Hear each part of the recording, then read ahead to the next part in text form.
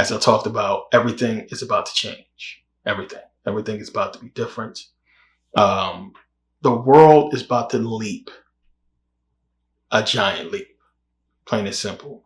So best way to explain it is to just go back and look. See, what we don't realize is how much technology has advanced since we was young, because, we grew up through it and it's just been normal to us.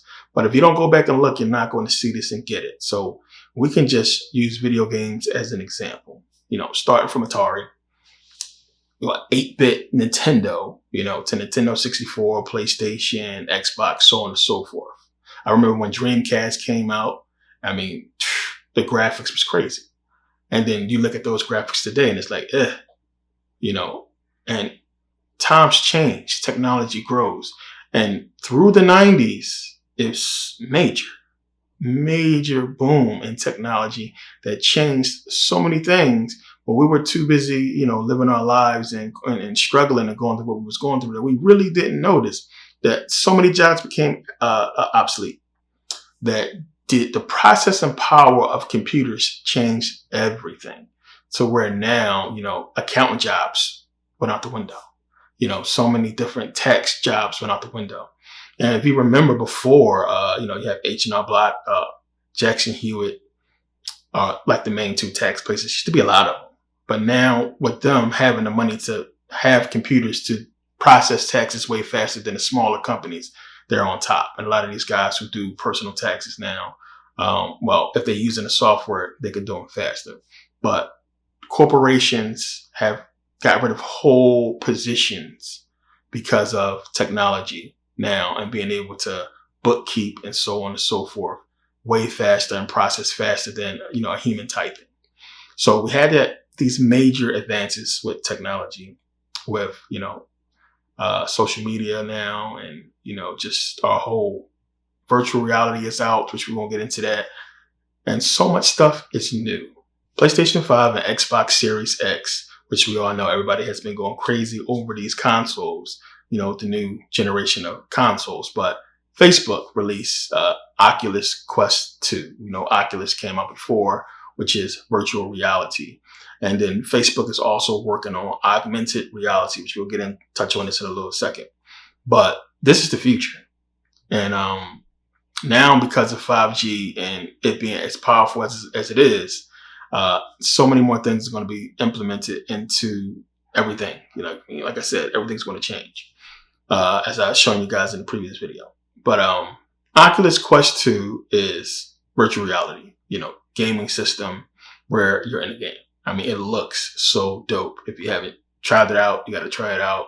It's definitely cool. It feels like you in a game. It's a lot of funny videos out there with people falling over and tripping playing those games because, you get into it. But the major part about this is the augmented reality that Facebook is working on, which is basically VR. Virtual reality is VR. Then you have AR, which is augmented reality, where it's like Iron Man technology. So you basically can, bring up virtual screens that you can interact with in your actual space where you are.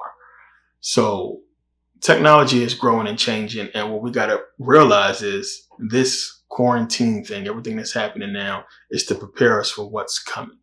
So school systems, people work from home, everything is to prepare us for a future where we're going to have less, plain and simple, less human things, less human interactions than before. So the whole thing with Oculus Quest 2, which they have this whole new program out called Spatial.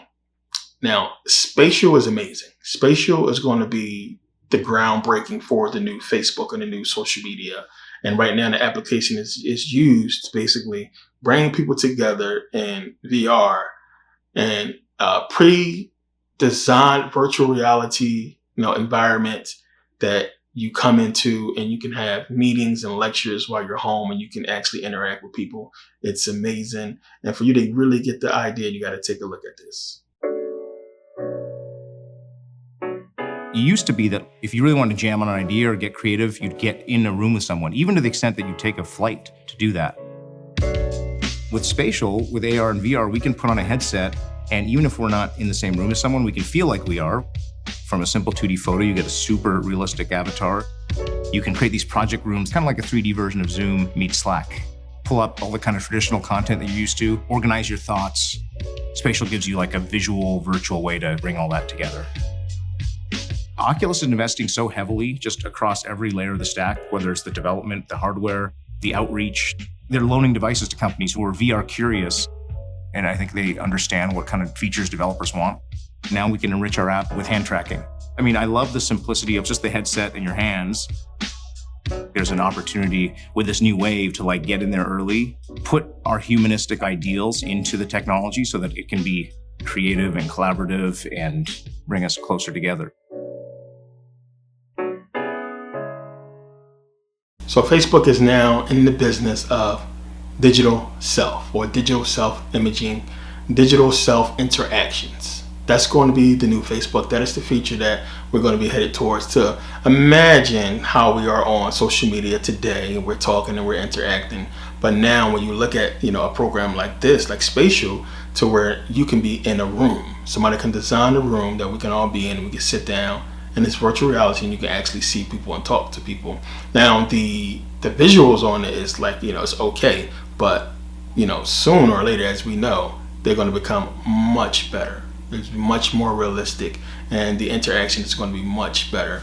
And what the AR, with the augmented reality whole thing, and take a look at the video going through the screen here, you can see, like, you can bring people into your home and into basically a digital space that has, that's not even a digital space, a real room that has digital aspects to where people are handing you stuff that's digital, and you can grab it with your digital hands and examine it. So it's going to change the way that we do a lot of stuff, presentations, you're just looking at new items. So imagine if you want to go shopping or look at a phone or something like that, you can go into augmented reality and have a one-on-one with a salesperson from your house that can basically show you a new item or something that you want to use. I mean, this is groundbreaking new shit. But again, it's your digital self, or your augmented, it's your human self with your digital hands, basically, looking at stuff. So with Iron Man, like, he had these digital screens, and basically right there in real life.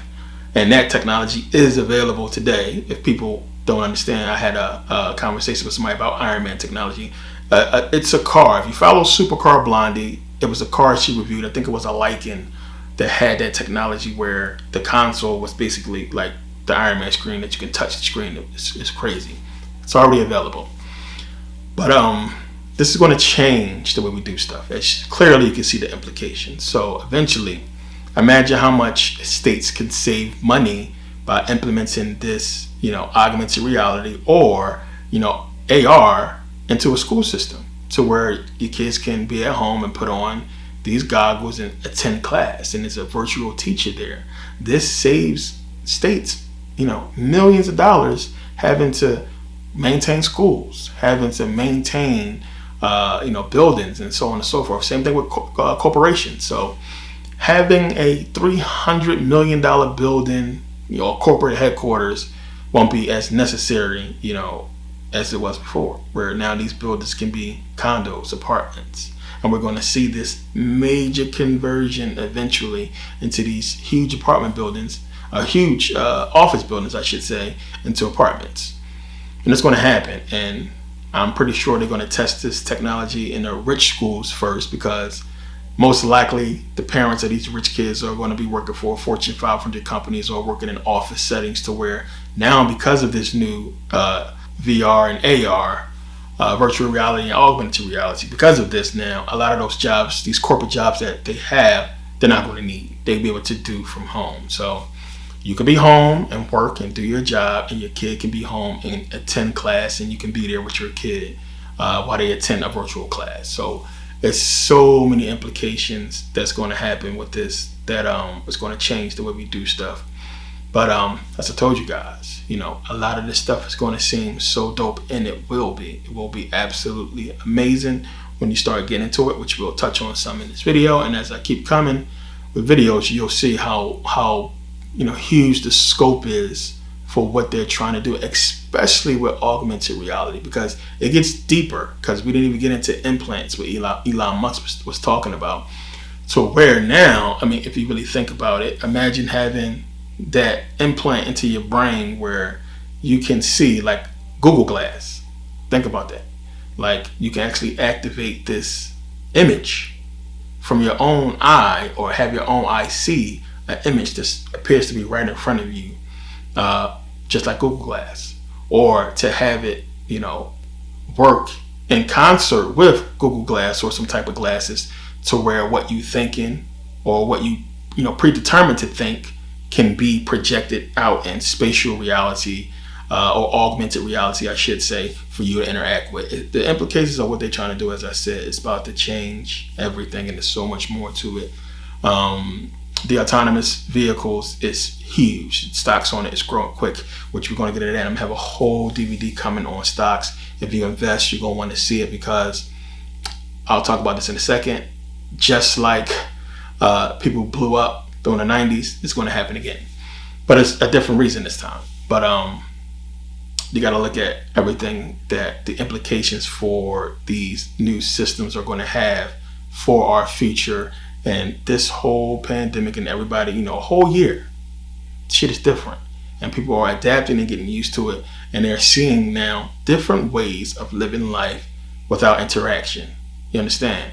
So they're preparing us for this digital future. So now understand, all of this is going to be cloud-based technology. And that's the big thing. And they're going to say it needs to be cloud-based because of updates and so on and so forth. And that's, since it's augmented reality, a virtual reality, they're going to need to have access to the system at all times for updates and everything else. So again, this gears towards privacy and everything else. Whereas if you're a company and you're having a meeting, using spatial, how can that be protected when Facebook is recording all this information? You understand?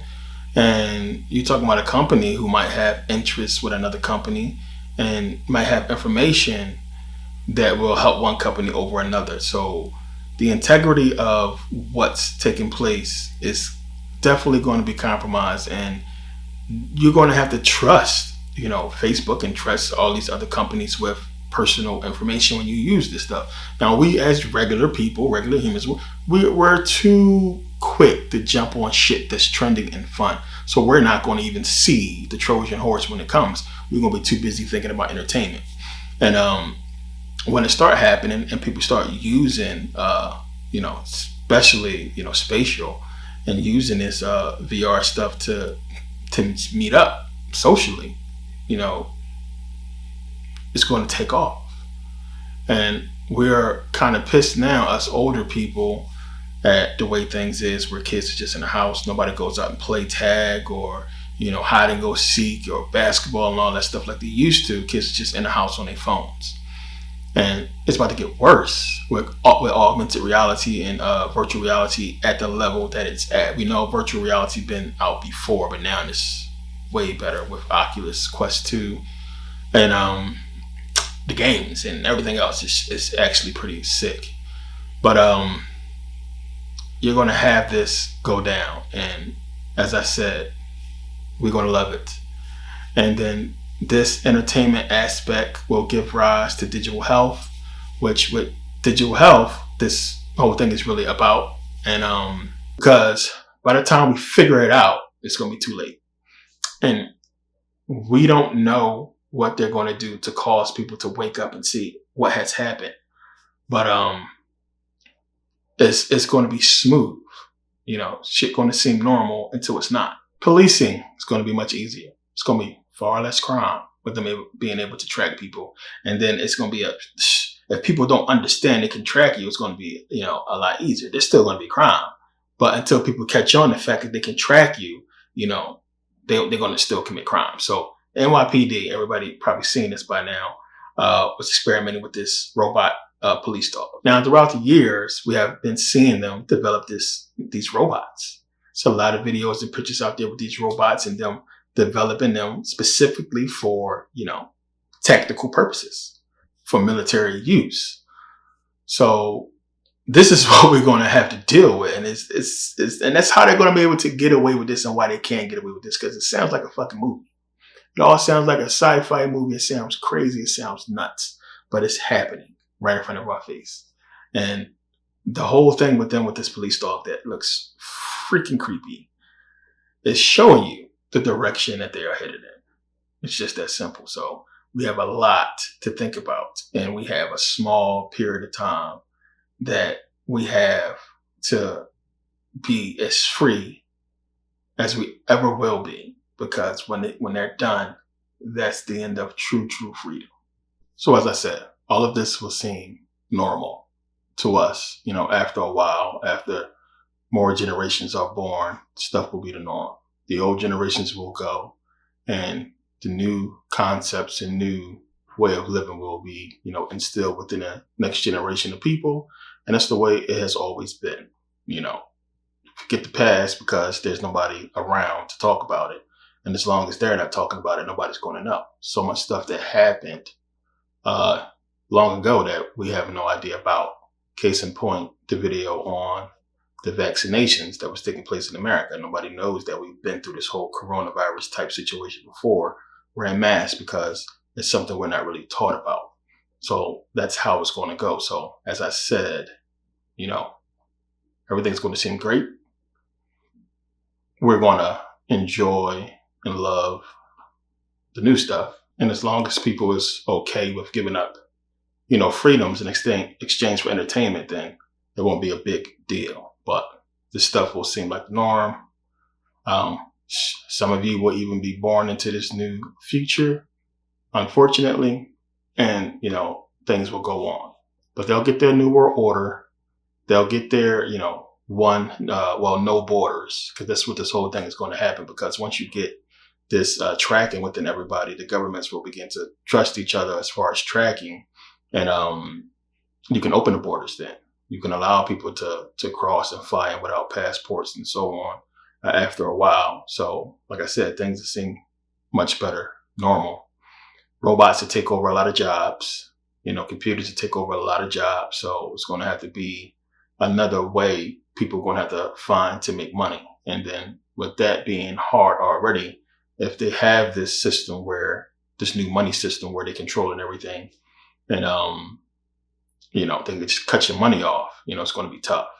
So it's like, if you don't have any skills geared towards what's coming as far as the future in robotics and programming and computers, it's going to be tough for you to do anything, when most of the labor jobs is going to probably be given to robots. But according to Elon Musk, eventually you'll have brain chips where you can upload programs. So they can upload job skills and things that you want to learn straight to the brain, just like in the Matrix. So we got to look for all this stuff, at the ground floor, because you got to remember, our parents was alive during this whole boom of the internet age. And, for the most part, our parents aren't multimillionaires. So you have to think about knowing what you know now, and just if you had any kind of insight back then, the kind of insight I'm giving you now, how rich you could have been in the early 90s, late 80s, if you would have just invested your money in Microsoft when it was like $7. IBM, Compaq, all those companies that blew up, Intel, all these companies that just blew up and just major multi-billion-dollar companies. If you would have just invested like, $1,000 back then, a few $100s, you would be a millionaire today, because these people understood what you're understanding now, and they got in on the ground floor and they took advantage. So you're going to be able to now, and like I said, I'm going to do a video on this. We're going to get into this whole thing. You're going to be able to now get into the ground floor in a lot of these companies with this groundbreaking technology that seems just like it seemed back then in the 80s and 90s. Like, okay, whatever, what they plan to do with these computers, no way that's going to be possible. It's possible. So getting in with these companies early is going to be the best move. So, 5, 10 years from now, you can retire.